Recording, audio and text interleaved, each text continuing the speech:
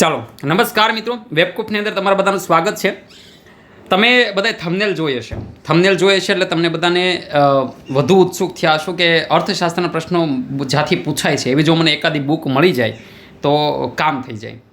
પરંતુ દોસ્ત, આ ફિલ્ડની અંદર એકય બુક એવી નથી કે જેમાંથી બેઠા ક્વેશ્ચનો અને તમામ ક્વેશ્ચનો છે એ પૂછાતા હોય છે. આપણે કોઈ પણ વિષય છે એને તૈયાર કરવો પડતો હોય છે. આ વિડીયો બનાવવાનો ઉદ્દેશ મારો એ નથી કે વિદ્યાર્થીઓને કે ભાઈ હું જે ભણાવું છું કે એમાંથી જ પૂછાયું, આપણા કોર્સમાંથી જ પૂછાણું. પરંતુ મારો હેતુ એ છે કે આપણે મોટાભાગે એવા સબ્જેક્ટ કે જે સબ્જેક્ટ ક્યાંક ને ક્યાંક આપણને અંદરથી ડર લગાડે છે કે ભાઈ જેમ કે અર્થશાસ્ત્ર છે કે જે વિષયને આપણે આમ ઇતિહાસ, ભૂગોળ, વારસો એ કેટેગરીમાં નથી મૂકતા. આપણે એને કંઈક અલગ જ કેટેગરીમાં મૂકી દેતા હોઈએ છીએ. આપણે એવું વિચારી લીધું છે કે આ વિષયો છે ખૂબ અઘરા છે કે જેને માટે કોઈ સારી બુક માર્કેટમાં નથી, કે જેના માટે કોઈ સારા વિડીયો લેક્ચર નથી, કે આ જીપીએસસીનો વિષય છે, આ તો ક્લાસ 3નો વિષય જ નથી. એક આવી મેન્ટાલિટી છે એ આપણે આ વિષયો માટે રાખી દીધી છે. આની સાથે સાથે પર્યાવરણ છે એ વિષય પણ એવો છે કે જેમાંથી પ્રશ્નો છે એ પૂછાય. વિદ્યાર્થી મોટાભાગે ખોટા ટેક કરીને એટલા માટે આવે કારણ કે આ વિષયને આપણે કોઈ દિવસ સરખો તૈયાર કરવાની ટ્રાય જ નથી કરી. બરાબર. આની સિવાય સાયન્સ એન્ડ ટેક છે કે જેની અંદર પણ વિદ્યાર્થીઓ છે ને એવું થાય કે આ વિષય જીપીએસસીનો છે, આપણે તો ક્લાસ 3માં આવે જ નહીં. અને બીજું કે આ જે 3 વિષયો છે ને 3 વિષયો એવા છે કે જે 3 વિષયોની માર્કેટમાં બુક છે પણ એ જીપીએસસી લેવલની બુક છે. એટલા માટે જ્યારે કોઈ પણ વિદ્યાર્થી આની એક તૈયારી કરવા જાય ને ત્યારે એવું બને છે કે આ વિષય બહુ લેન્ધી બની જાય છે. દોસ્ત, જ્યારે સીસીઈની અંદર પ્રથમ વખત જ્યારે આ વિષય છે એ એન્ટર થયો, જે તે સમયગાળાની અંદર હું પણ એક સ્ટુડન્ટ તરીકે તમારી જેમ જ્યારે તૈયારી મેં કરેલી હોય ત્યારે મને બી આ વિષયની અંદર ક્યાંક ને ક્યાંક તકલીફો પડેલી હતી. એને અનુલક્ષીને આપણી સરસ મજાની જે ચેનલ ચાલે છે, ઘણા બધા વિદ્યાર્થીઓની માંગ હતી કે સર પહેલી વખત અર્થશાસ્ત્ર અને પર્યાવરણ છે આ બંને વિષયો આવેલા છે, આ વિષયોને ન્યાય આપવા માટે શું કરી શકાય.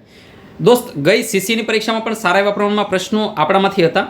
પ્લસ આ પરીક્ષાની અંદર પણ મોટા ભાગના પ્રશ્નો છે એ આપણી જે સારંગ બેચ છે આ સારંગ બેચમાંથી પૂછાયેલા છે. હું હજી કહું છું કે અહીંયા કોઈ પણ પ્રકારે હું એવું કહેવા નથી આવ્યો કે આ અમારી બેચમાંથી જ આવ્યા છે ને અમે આ લઈ જ લ્યો એમ. મારો કહેવાનો ઉદ્દેશ દોસ્તો એક જ છે કે મેં સારંગ બેચની અંદર માત્ર 20 થી 25 કલાકનું કન્ટેન્ટ મૂકેલું છે. અર્થશાસ્ત્રનું માત્ર 20 થી 25 કલાકનું કન્ટેન્ટ મૂકેલું છે, જેની અંદર મેં એક એવો પ્રયત્ન કર્યો છે કે ક્લાસ 3 લેવલનો જે વિદ્યાર્થી કહી શકાય કે જે વિદ્યાર્થી છે કે જે વિદ્યાર્થી તૈયારીની શરૂઆત કરે છે, જેના માટે આ વિષયો નવા છે, ઇતિહાસ, ભૂગોળ, વારસાની જેમ જ એક સરળ શૈલીની અંદર આ અર્થશાસ્ત્ર વિષય છે એ આપણે કરાવેલો છે. એની સાથે સાથે દોસ્તો આપણે પર્યાવરણ વિષય છે એ પણ કરાવેલો છે. આ બંનેમાંથી સારા એવા પ્રમાણમાં દર વખતે પરીક્ષાઓની અંદર પ્રશ્ન છે આવતા હોય છે. પરંતુ વિદ્યાર્થીઓ છે એને એક એવી મેન્ટાલિટી આવી ગઈ છે કે ભાઈ ના, આ વિષયો બહુ અઘરા છે. પ્લસ માર્કેટમાં જે બુક હોય છે તો બુકની અંદર ઘણું બધું કન્ટેન્ટ આપેલું હોય છે, જેના કારણે દોસ્તો આ પ્રશ્નો છે આ બંને વિષયોની અંદર અમુક વસ્તુ એવી છે કે જો એને તમે ભણ્યા ના હો તો એનો તમે જવાબ કરી જ ના શકો. ફેક્ચ્યુઅલ પ્લસ દોસ્તો કોન્સેપ્ચ્યુઅલ ક્વેશ્ચનો છે પૂછાતા હોય છે. ફેક્ચ્યુઅલ ક્વેશ્ચનો છે મોટાભાગે આવડી જતા હોય, પણ જ્યારે કોન્સેપ્ટવાળા જે હોય એ ક્વેશ્ચનને ટીક કરવામાં વિદ્યાર્થીને અઘરું પડતું હોય છે. અહીંયા હું એક પછી એક પ્રશ્નની ડિસ્કશન કરીશ અને આ બધા પ્રશ્નો આપણે લેક્ચરમાં ભણાવેલા છે. સારંગ બેચનો કોઈ વિદ્યાર્થી હોય જો આ લેક્ચર જોઈ રહ્યો હોય તો મને કોમેન્ટ આપશે કે યસ સર, આ બેચનો અમને ફાયદો થયેલો છે, તમારા રિવ્યૂ પણ મને કોમેન્ટમાં લખજો. પહેલો પ્રશ્ન દોસ્તો પૂછાયેલો છે. મારો હેતુ હજી કહું છું કે એક જ છે કે વિદ્યાર્થીને ખબર પડે કે પ્રશ્ન અઘરો નથી હોતો, પણ આપણે ક્યાંક ને ક્યાંક બહુ અને તકલીફ એ છે કે વિદ્યાર્થી જાતે સમજવા બેસે તેટલો ટાઈમ નથી હોતો કે આ વિષયોને સરખા સમજી શકે. તો ક્લાસ 3 સૌથી શરૂઆત જે કરી રહ્યો છે, સાવ નવો વિદ્યાર્થી છે, એના માટે એક આદર્શ કોર્સ મેં બનાવવાની ટ્રાય છે કરેલી છે.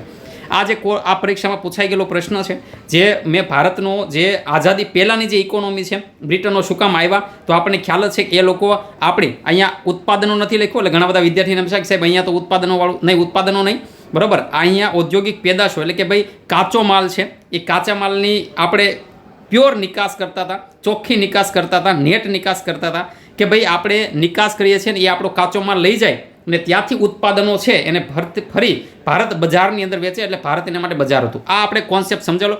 બધું સ્ટોરી વાઇઝ એકદમ વાર્તાની જેમ ઇકોનોમી છે એ આખું કરાવેલું છે. તો અહીંયા આખી જે પ્રાચીન ભારતને લગતી વાત છે એ આપણે ત્યાં કરેલી છે, બરોબર છે. જેની અંદર કે ભાઈ આખી પ્રજા શા માટે આવ્યા, અંગ્રેજો શા માટે આવ્યા, બરોબર, મુગલોમાં આપણું તંત્ર કેવું હતું, આ બધું સાથે જીસીઆરટીનો ડેટા છે દોસ્તો, એ પણ મેં અહીંયા લઈ લીધેલો છે. એટલે જેટલો પણ ડેટા કવર થાય અને પીવાયક્યુ પ્લસ પીવાયક્યુ છે એના આધારિત આ કોર્સ બનાવ્યો છે. થોડો કોન્સેપ્ટ અને માત્ર પરીક્ષાલક્ષી કોર્સ છે. આની અંદર કોઈ જ્ઞાનનો સાગર નથી કે હું એવું કીધું કે મને ઇકોનોમી બહુ સારું, એવું નહીં. એક પરીક્ષાલક્ષી એક કોર્સ બનાવેલો છે જે દરેક વિદ્યાર્થી છે એને મદદરૂપ થાય, બરોબર છે. એકદમ માત્ર ને માત્ર કેવો કોર્સ છે દોસ્તો, તો કે પરીક્ષાલક્ષી કોર્સ છે. તો આ પ્રશ્ન આપણે ત્યાં સમજાવેલો હતો, બરોબર છે. લાંબી વાત નહીં કરું. ત્યારબાદ બીજો પ્રશ્ન છે કે 8 મુખ્ય ઉદ્યોગો જે છે આપણા, બરોબર, તો એ દોસ્તો અવારનવાર જીપીએસસી અંદર પૂછાય છે.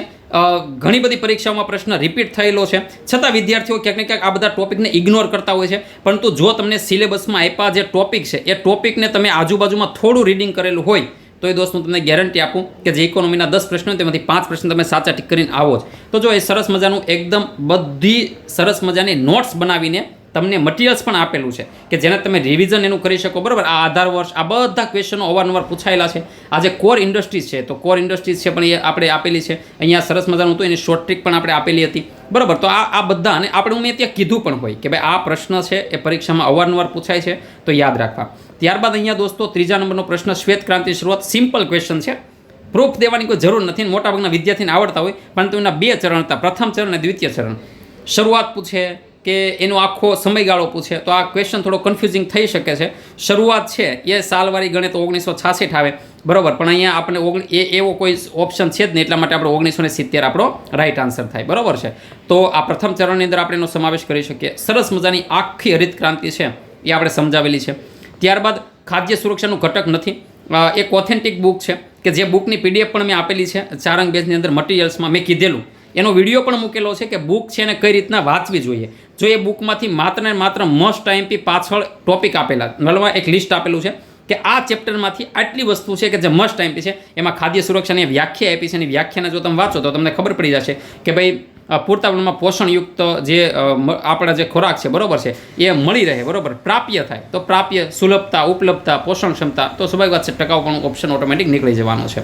ઓકે, તો મતલબ આ બધા મુદ્દા એવા છે કે જે ઓથેન્ટિક બુકમાં છે, ગ્રંથ નિર્માણની બુક છે.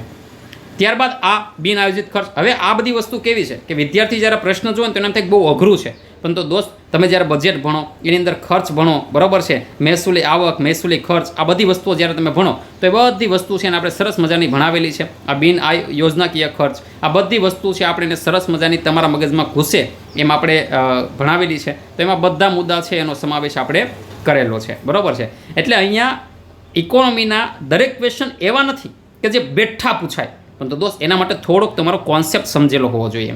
ત્યારબાદ તમે જુઓ IGST, તો સરસ મજાના જીએસટીના 4 પ્રકાર છે દોસ્તો, એ આપણે સમજાવેલા છે, ડિટેલ્સમાં સમજાવ્યા છે. કર વ્યવસ્થા આખી સંપૂર્ણ સમજાઈ જાય એવી રીતના સરળ ભાષામાં એકદમ દેશી ભાષાની અંદર સમજાવેલું છે દોસ્તો, બરાબર. અને અહીંયા જો કીધું છે કે ભાઈ ગુજરાત છે, બિહાર છે, તો એ બેને ક્યાં ટેક્સ લાગે છે, બરાબર, અને એ બેની વચ્ચે તો કેન્દ્ર સરકાર IGST ઉઘરાવે છે. તો આ બધી વસ્તુઓ છે એ અહીંયા કીધેલી છે કે ભાઈ બંને વચ્ચેનો જે વ્યવહારો, અહીંયા પણ આપણે લખેલું છે કે ભાઈ સીમા ઉપર આયાત નિકાસ, બરાબર, રાજ્યથી રાજ્યનું વહીવટ છે એ બધું કેમાં થાય તો કે IGSTમાં થાય, બરાબર. ઇન શોર્ટ અહીંયા તમને આપણે ગુજરાતમાંથી આસામનું એક્ઝામ્પલ મેં અહીંયા શું આપેલું છે, તો ગુજરાત અને બિહારનું એક્ઝામ્પલ મેં અહીંયા આપેલું છે, પણ અહીંયા એક્ઝામ્પલ આપેલું છે કે ગુજરાતમાંથી આસામનું, બરાબર છે. તો આ બધા કર છે એ આપણે બહુ સરસ મજાના સમજાવેલા છે. ત્યારબાદ જો આવા અમુક ક્વેશ્ચનો જ્યારે પૂછાય તો એને આપણે હાઇલાઇટ કરીને મૂકેલા છે. ઇન શોર્ટ તમે એક વખત આ બધી વસ્તુઓને નજર મારી દો તો આવતા પરીક્ષાઓની અંદર તમને ફાયદો થઈ શકે. 1941નું સુધારા દરમિયાનનો જે પ્રશ્ન છે કે એમાં ઔદ્યોગિક લાયસન્સ નાબૂદ કરવામાં આવ્યું હતું. તો એમાં જો અહીંયા એમાં કેવું છે કે એક નોટ્સ હોય, નોટ્સ દરમિયાન હું લેક્ચરમાં સમજાવતો હોય, તો એમાં આ જો અહીંયા દવા, દારૂ, રસાયણ, શસ્ત્રો, રક્ષા અવકાશ, તો બધા મુદ્દા છે આપણે સમજાવેલા છે, બરાબર. અને એમાં દારૂ, એટલે આ પ્રશ્ન અઘરા છે, કોર્નર ક્વેશ્ચન કહી શકાય. જે લોકો સમજ્યા હોય એવા જ વિદ્યાર્થીઓ છે કે જેનો જવાબ છે રાઈટ ટીક કરી શકે, બરાબર છે. ત્યારબાદ રેપો રેટ, આ પ્રશ્ન પણ કોન્સેપ્ટવાળો છે અને ગોખી ના શકાય. હા, કોઈ વિદ્યાર્થી હોય જે ગોખવામાં ખૂબ માસ્ટર હોય, પરંતુ તમારે ગોખવું નથી, સરસ મજાનું સમજવું છે, તો આ મુદ્દો છે તમને અહીંયા કામ લાગે. આપણે સરસ મજાના બધા રેટ છે એ સમજાવેલા છે, આખી સાયકલ સાથે સમજાવેલા છે કે ભાઈ ક્યાંથી પૈસા આવે, ક્યાં જાય, શું થાય, કેમ થાય, ક્યાંથી કંટ્રોલ કરી શકાય, બરાબર. એ બધી વસ્તુઓ છે એ આપણે અહીંયા સમજાવેલી છે અને એની અંદર આપણે મુદ્દો છે એ સમજાવેલો છે ત્યાં, બરાબર છે. ત્યારબાદ સિમ્પલ ક્વેશ્ચન હતો કૃષિ સંશોધનની સંસ્થાઓ. આપણે તમામ સંસ્થાઓ છે એ એગ્રીકલ્ચર રિસર્ચ સંસ્થા કઈ છે તો આપણે ICAR છે કે જે બધી સંસ્થાઓ છે કે જે બધી નાબાર્ડ છે, બરાબર છે, અપેડા છે, આ બધી સંસ્થાઓ છે કે જે આપણે સમજાવેલી છે, બરાબર છે. ત્યારબાદ નીતિ આયોગ, આ બધાને ખ્યાલ હોય પણ અહીંયા શબ્દમાં થોડુંક ભૂલ છે એ આપણને જોઈએ હવે પ્રશ્ન સુધરે છે કે કેમ થાય છે. ઓકે.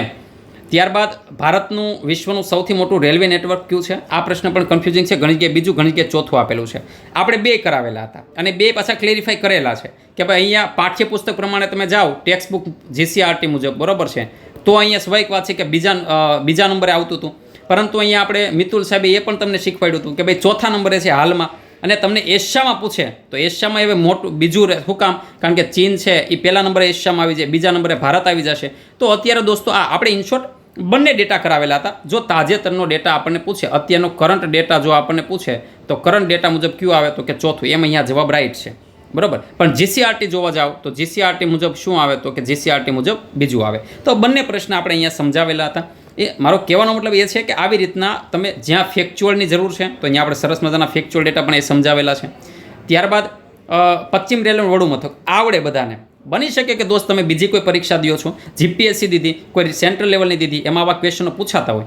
દોસ્ત તમામ સેન્ટર છે એ તમને ઇઝીલી યાદ રહે, ડ્રો કરી અને તમને સમજાવેલા છે બધા. એવું નથી કે આ ખાલી લિસ્ટ આપી દીધું, દરેક વસ્તુ તમને યાદ રહે એવી રીતના દોસ્તો આ નોટ્સની અંદર આપણે સરસ મજાનું બધું સમજાવેલું છે, બરાબર છે. ઇન શોર્ટ મારો કહેવાનો મતલબ એમ છે કે આ બધા ક્વેશ્ચનો છે એ તમે કવર કરી શકો. ક્યારે? કે જો તમે બેઝિક મુદ્દા ખાલી 20 થી 25 કલાકનું કન્ટેન્ટ છે અને જો સરસ મજાનું પચાવી ગયા હો તો ગેરંટી આપું છું કે જે અર્થશાસ્ત્ર અને પર્યાવરણમાં તમારા માર્ક કપાય છે એ માર્કને તમે કવર કરી શકો.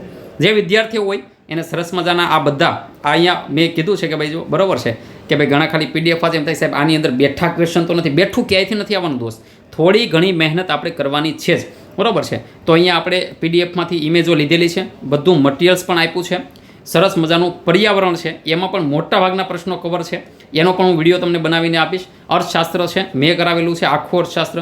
પર્યાવરણ છે મિતુલ સાહેબ એકવાર કરાવ્યું છે, જબરજસ્ત તમને મજા આવશે, બરાબર છે. આ બેચનો હેતુ એક જ હતો કે વિદ્યાર્થીઓ મોટાભાગે આ જે કોર્સ હોય, આ જે પર્યાવરણ છે, અર્થશાસ્ત્ર છે, એને સ્કીપ કરતા હોય. આપણે સૂત્ર બનાવ્યું હતું કે સ્કીપ નહીં, હવે સ્કોર કરવો છે. એટલે જે વિદ્યાર્થીઓ છે એ આ વિષયથી ડરી અને સ્કીપ કરતા હોય તો એ સ્કોર કરી શકે એના માટે એક નાનકડો પ્રયત્ન.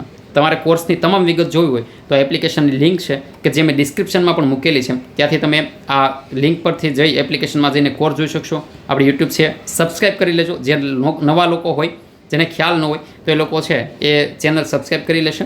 ટેલિગ્રામ લિંક છે જેની અંદર આપણે અવારનવાર કામની માહિતી, પરીક્ષાલક્ષી માહિતી મૂકતા હોઈએ છીએ. બાકી મોટિવેશન તો તમને મળતું રહેતું હોય છે, બરાબર. આ એની અંદર ઇકોનોમીના વિડીયો લેક્ચર છે, એન્વાયરમેન્ટના video lecture, any lecture note છે, સાથે GPSCના PYQ પણ આપેલા છે, બરાબર. પ્રેક્ટિસ PYQ પણ આપેલા છે. એન્વાયરમેન્ટના વિડીયો, ઇકોનોમીના વિડીયો લેક્ચર છે, સાથે એની લેક્ચર નોટ આપેલી છે, સાથે GPSCના PYQ છે, સાથે સરસ મજાની ઓથેન્ટિક બુક છે એ પણ અહીંયાથી આપણે આપેલી છે. ઓકે, અહીંયા તમે જે જોઈ શકો છો, બરાબર, એ અહીંયા લેક્ચર છે કે જે જો સ્ટેપ બાય સ્ટેપ અર્થશાસ્ત્રનો પાયો, અર્થશાસ્ત્રના પ્રકાર, આઝાદી પહેલાં પછી અર્થતંત્ર, બરાબર, આ બધા મુદ્દા છે એ આપણે અહીંયા છે. આયોજન પંચ, નીતિ આયોગ, કૃષિ, બરાબર, ગ્રીન રિવોલ્યુશન, કર વ્યવસ્થા, આ બધા મુદ્દા છે એ ત્યાં આપણે કરાવેલા છે. ઓકે, જે લોકો હોય કે જેમણે સારંગ બેચ લીધી હોય, જેમને ફાયદો થયો હોય, કોમેન્ટ આપજો, રિવ્યૂ આપજો. અને જે વિદ્યાર્થીઓ છે એને આવનારી CC અને તલાટીની પરીક્ષાઓ કે GPSCની પરીક્ષા અંદર બની શકે અર્થશાસ્ત્ર અંદર હું 2-3 મુદ્દા એવા પણ છે કે જેને અપડેટ કરીને મૂકી દેવાનો છું.